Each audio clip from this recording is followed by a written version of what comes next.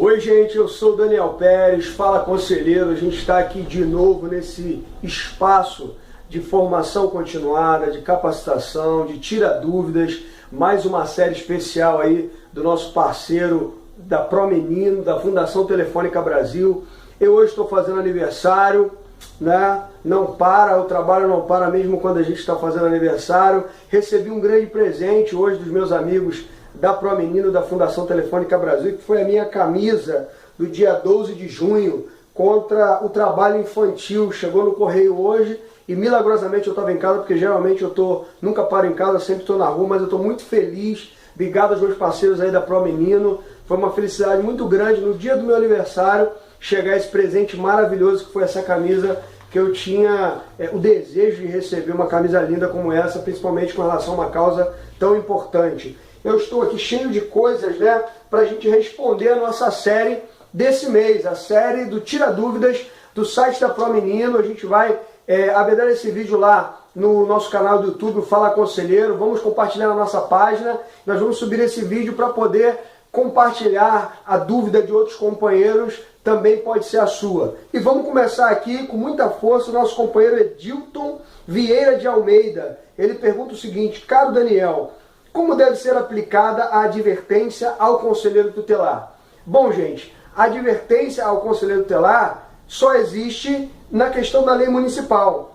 A lei municipal é que vai prover que tipo de responsabilização haverá para o conselheiro tutelar em relação a alguma improbidade administrativa, algum erro que ele tenha cometido no exercício da função. Então, ou isso vai estar na lei municipal que fala sobre o conselho tutelar, ou isso vai estar relacionado à lei para todo servidor público municipal, porque quando a lei não prevê, o conselheiro tutelar vai ser equiparado a esse servidor público municipal e vai ser responsabilizado dentro daquelas medidas que a lei ali provê. E então essa advertência, se houver na lei com relação ao servidor público, vai ser daquela forma. Se tiver na lei do conselho tutelar, vai ser daquela forma. Ou seja, não existe um regramento federal para isso. Existe um regulamento municipal. A mesma forma que o município trata o seu servidor público naquela localidade, a lei do conselheiro tutelar vai ter que prever isso em sua lei, ou então vai ser equiparado à lei que responsabiliza todo servidor público municipal. Entendeu? Então não existe um regulamento federal para isso ainda. Existe uma lei aí, a lei orgânica do conselho tutelar, uma grande polêmica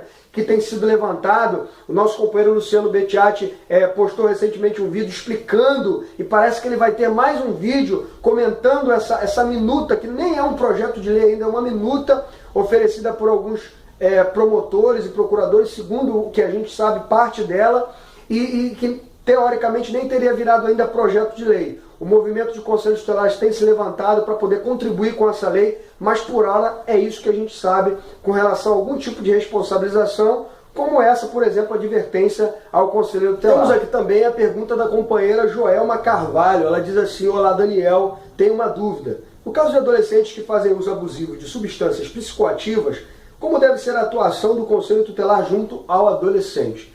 Bom, a atuação do conselho tutelar sempre em relação à criança e adolescente, qualquer que seja o caso, é previsto no artigo 136. O artigo 136 diz: são atribuições do conselho tutelar.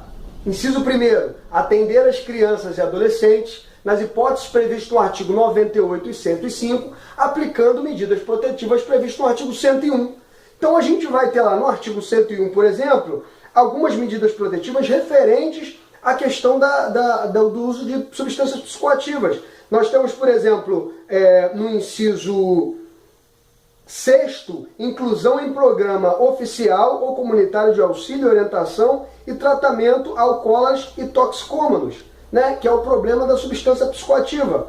A gente tem outros: inclusão em programa comunitário ou oficial de auxílio à família, criança ou adolescente. Então, existem medidas protetivas para serem aplicadas em relação a esse adolescente. Agora, é claro que vai depender de como o conselho tutelar recebe essa demanda. Se foi o pai ou o responsável que demandou essa situação para o conselho tutelar, porque está vivendo um problema familiar lá. Se foi o próprio adolescente que procurou o conselho tutelar. É claro que o conselho tutelar não vai sair, isso não é desculpa para que o conselho tutelar saia por aí por bares, boates e congêneres, abordando adolescentes, colocando adolescentes no carro do conselho tutelar para levar para o conselho tutelar, constrangendo, não. Quem comete o crime quando vende a bebida alcoólica, o cigarro, a substância psicoativa, é o comércio, é o local que cometeu o crime. O adolescente não comete crime, ou seria a palavra correta, ato infracional, quando compra uma substância psicoativa ou bebida alcoólica, seja lá o que for. Quem comete o crime é o local que vende para ele. Ou quem compra lá e entrega para ele. Pode ser o parente, o pai, o tio, um amigo maior de idade. São essas pessoas que cometem o crime, juntos. Né?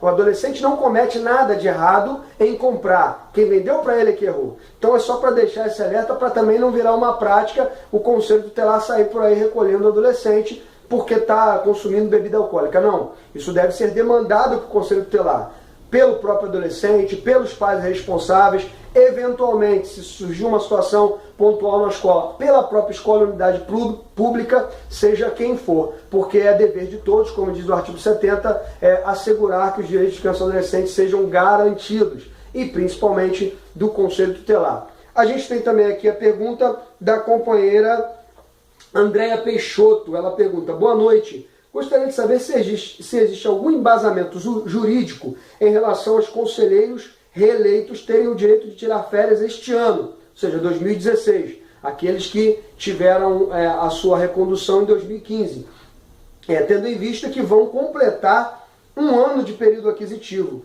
Desde já agradeço a atenção. Obrigado aí, companheira. Então, é claro que tem direito, né? Aqueles conselheiros que não foram reconduzidos também continuam tendo direito. Eles trabalharam um ano e têm direito às suas férias. Só que como eles já não estão exercendo a função, eles vão entrar lá com o processo administrativo do departamento pessoal, ou seja, no departamento que for, cobrando esse valor. Eles vão receber um valor e vão retirar esse valor do direito às suas férias. Já os conselheiros que foram reconduzidos, ou seja, não estão em casa, não estão já em descanso, sem produzir algum tipo de função, eles vão não só receber o valor, o terço acrescido, né, no salário, como vão ter o direito a esse descanso, porque as férias são um descanso para o trabalhador que trabalhou um ano. E claro que o conselheiro que foi reconduzido vai ter direito a esse descanso. Não vai ter que trabalhar nesse período que ele tem direito a férias. Como os outros novos conselheiros que entraram vão ter direito a esse descanso no ano subsequente, quando completar o ano de trabalho deles. Então tem direito sim e devem cobrar nos departamentos da administração pública correspondentes. Olha que hoje eu estou gaguejando bastante, mas tudo bem, vamos lá. Nós temos aqui ainda a pergunta da nossa amiga Alessandra Lúcia Medeiros. Minha dúvida é a seguinte: o serviço de recaminhamento pertence à Lei Orgânica da Assistência Social, a LOAS, e não é de competência do Conselho Tutelar fazê-lo. O Conselho Tutelar requisita o serviço da Secretaria de Assistência Social e Direitos Humanos. Contudo, gostaríamos de saber mais claramente como funciona a lei, pois a gestão insiste em falar que é nossa competência. Muito obrigado. Então, assim, a primeira coisa para desbancar isso aqui é que o Conselho Tutelar não presta nenhum serviço. Aqui pese que em muitas cidades o Conselho se presta a essa ação de prestar serviços, não é de natureza do Conselho Tutelar, do órgão Conselho Tutelar, prestar serviços à sociedade. Os serviços são prestados pelo Poder Executivo Municipal. Por exemplo, a Câmara Legislativa não presta nenhum serviço diretamente. Eles têm atribuições de fiscalizar os governantes, de fazer leis, de fiscalizar se essas leis estão sendo cumpridas. E o Conselho Tutelar, enquanto órgão, como diz o artigo 131, autônomo, permanente e não jurisdicional, encarregado pela sociedade de zelar por direitos de crianças e adolescentes, ele não presta serviço. Ele zela pelos direitos. E se a criança ou adolescente tem direito a um serviço, o Conselho Tutelar vai zelar por esse direito. E o artigo 136, inciso 3º, diz que para efetivar as deliberações do Conselho Tutelar, para que ele possa zelar por direitos, ele pode requisitar serviços nas áreas de segurança, assistência social, previdência, saúde.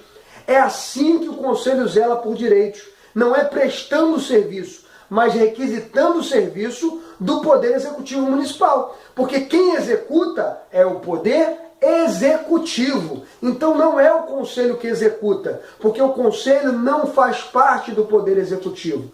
Ele é ligado apenas administrativamente para que ele possa receber a estrutura administrativa, os funcionários, mas ele próprio fiscaliza os programas e os atos do Poder Executivo no que tange a área da infância e dos direitos de criança e adolescente. Então, assim, para desbancar, de cara, é porque o Conselho não executa serviço. Serviço quem executa é o Poder Executivo através de suas secretarias. O Conselho sim fiscaliza. E aí falando, né, porque os companheiros pediram falar mais propriamente da lei, a Lei Orgânica de Assistência Social prevê um sistema de assistência social, assim como é o SUS, né, o Sistema Único de Saúde, o SUAS, o Sistema Único de Assistências Sociais, ele é um sistema de serviços, de programas para servir a sociedade nas suas dificuldades, nas suas demandas, é aquilo que a Constituição prevê, erradicação da pobreza, elevação da sociedade ao nível igualitário. E nós temos, eu tenho aqui em mãos, do Diário Oficial da União, a Resolução 109 de 11 de novembro de 2009, que já houve seguramente algumas mudanças, mas que aprova a tipificação nacional de serviços socioassistenciais. Então, esses serviços, essa tipificação dos serviços que são prestados lá na Secretaria de Assistência Social, eles estão à disposição da sociedade. E quando eles não são prestados diretamente, o Conselho Tutelar, quando acionado, ou diante de alguma demanda, ele vai requisitar, que é um pedido-ordem, baseados no artigo 136, inciso 3º, aludido ao artigo 101, que fala da aplicação de medidas protetivas, sob a hipótese dos artigos 98 e 105, quando a sociedade e os pais responsáveis violarem, quando o Estado violar ou quando o adolescente, em razão da sua conduta, violar o seu próprio direito. Na tipificação dos serviços, a gente vai ter os serviços de proteção social básica, 2, os serviços de proteção especial de média complexidade e 3, os serviços de proteção social especial de alta complexidade. E aí, no de proteção social básica, serviço de proteção e atendimento integral à família, o PAIF, serviço de convivência e fortalecimento de vínculos, serviço de proteção social básica, domicílio para pessoas com deficiências idosas.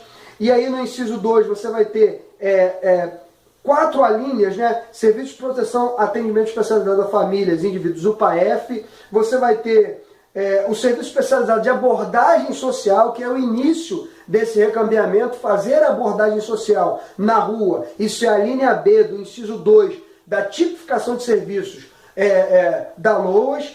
Você vai ter o serviço de proteção social de adolescentes com cumprimento de medida socioeducativa, que é uma outra coisa que a gente já tratou aqui no canal. Serviço de proteção especial com pessoas para deficiência. E aí você vai ter lá também o inciso 3, serviços de proteção social de alta complexidade, que é o acolhimento institucional, casa-lar, abrigo, casa de passagem, residência inclusiva, serviço de acolhimento em república. Então, queridos, nós devemos se apropriar da lei, conhecer isso aqui. Não é importante só conhecer o Estatuto da Criança e Adolescente. Vocês precisam conhecer a tipificação de serviços da assistência social. Porque o que o Conselho vai requisitar para garantir o direito? Esses serviços. E esses serviços não estão expressos diretamente na LOAS ou na NOB-SUAS. Esses serviços estão correlacionados nessa resolução 109, eu não sei se mudou de nome, mas que aprova a tipificação nacional de serviços socioassistenciais. Então a gente precisa conhecer esses serviços, porque são esses que o Conselho vai requisitar. E por que o Conselho não faz esse recambiamento também? Não é só porque a assistência faz, é porque o Conselho não presta serviço. O Conselho, inciso 1º, atende crianças e adolescentes, inciso 2º, aconselha e atende pais responsáveis, para aplicar medidas previstas no artigo 101 ou no artigo 129 para os pais responsáveis, quiçás outras atribuições que o Conselho tem, artigo 95, que é fiscalizar os programas, inclusive esses programas.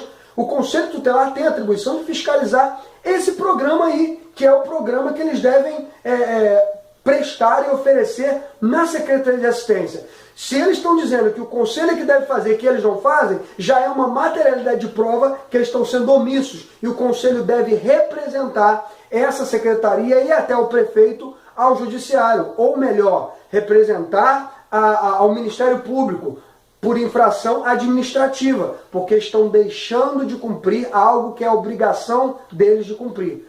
Ok? Então essa é a pergunta, companheira Alessandra, muito pertinente, muito importante, é dúvida em todo o país, em todo o Brasil. Os conselhos sofrem com isso, porque as pessoas sempre pensam que o conselho é um programa de atendimento, é um programa de prestação de serviço, e não é. É um órgão para garantir direitos, e esses direitos são efetivados lá pelo Poder Executivo Municipal. Ok? Vamos terminar aqui com a pergunta do nosso companheiro Leonardo Maciel, conselheiro tutelar de Barra Bonita, São Paulo. Bom, gente, ele faz uma pergunta aqui muito importante sobre esse momento que a gente vive, em que ali em outubro vão haver as eleições municipais para vereador, para prefeito, e existe uma dúvida muito grande em todo o país de se o conselho pode concorrer a vereador, se ele for concorrer, se ele perde o mandato de conselheiro tutelar, se saindo e podendo concorrer, se ele pode ser remunerado. E o companheiro disse que ele fez algumas pesquisas e não achou. Bom, a gente vai postar aqui abaixo nesse vídeo o link que nós temos, diversos links aqui, porque isso já é respaldado como jurisprudência. O conselheiro pode se desincompatibilizar, essa palavra difícil aí, né, para concorrer a vereador e a prefeito, seja lá o que for, porque ele é um cidadão. E não é porque ele virou conselheiro tutelar que os seus direitos políticos foram cerceados. Inclusive a Constituição, para cercear direitos políticos, é algo muito específico. Quando um camarada cometeu crimes eleitorais ou cometeu crimes hediondos gravíssimos, e aí ele vai ter ali o seu direito político cerceado, pausado por algum momento. Mas assim, o conselheiro tutelar é um cidadão, ele tem direitos políticos plenos, assim como o policial militar, assim como os agentes públicos. E o companheiro falou, eu vou ter que me desincompatibilizar no próximo dia 2, se afastar do mandato de conselheiro. Eu posso ser remunerado? Existe alguma jurisprudência nesse sentido? E sim, companheiro. Existe uma decisão monocrática do STJ com relação a isso. Até, se não me falha agora, o ministro Nelson Jobim, né? Além de diversas outras jurisprudências, no estado de Minas Gerais tem várias jurisprudências que prefeituras entraram questionando se o conselheiro ia sair, se ele deveria receber, porque a prefeitura vai ter que pagar o suplente que entra no lugar dele e ele que vai estar afastado. Sim, assim como qualquer servidor público municipal, ele se afasta no próximo dia 2 de julho para concorrer às eleições, mas o seu direito ao pagamento fica mantido plenamente. E depois ele não ganhando, ou ganhando, ele volta para o seu mandato até terminar esse ano. Se ele ganhar, aí ele se exonera, pede para sair e assume lá o seu mandato legislativo ou executivo. E nós vamos postar aqui abaixo na descrição do vídeo esses links, eu não sei se eu vou postar 2 ou 3, mas com